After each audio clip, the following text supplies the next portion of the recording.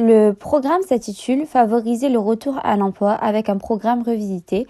Il a été fait à Singapour en 2014 par une autorité appelée Workplace Development Authority.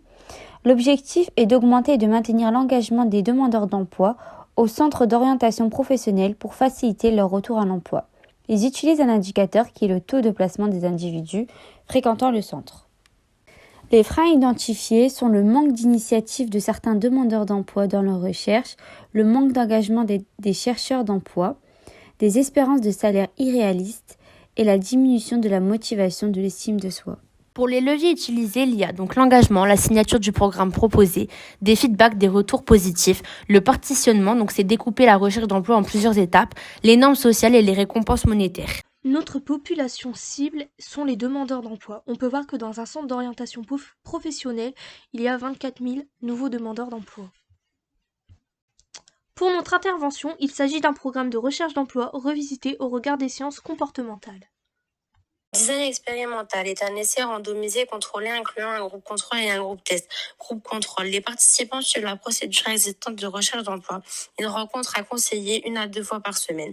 Organisation d'entretien avec une offre adaptée. Contact de l'individu en demande d'emploi. Groupe test.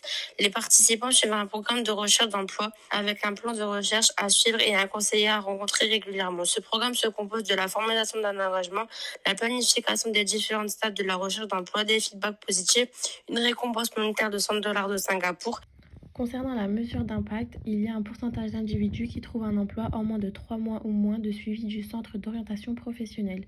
Également des retours de demandeurs d'emploi ainsi qu'une durée d'expérimentation de 3 mois. Concernant les résultats, l'intervention a permis de créer des relations positives et fortes entre les conseillers et les demandeurs d'emploi. Il y a une mise en lumière des fausses intuitions stéréotypées. En effet, alors que les conseillers pensaient que les demandeurs d'emploi allaient perdre leur livret ou oublieraient de l'apporter pour les entretiens, ces derniers semblent avoir développé un sentiment de propriété et de responsabilité envers leur livret. L'intervention a permis de créer des relations positives et fortes entre les conseillers et les demandeurs d'emploi.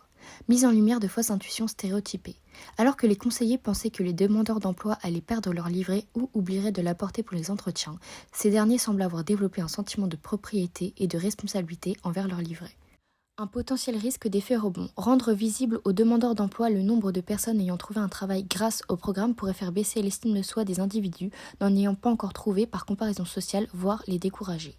Le programme incluant différents mécanismes cognitifs, engagement, planification, normes sociales, il n'est pas possible de comparer l'efficacité relative de ces leviers. Un programme combinant des mécanismes d'engagement, de feedback, de normes sociales, de partitionnement et de récompense peut favoriser le retour à l'emploi.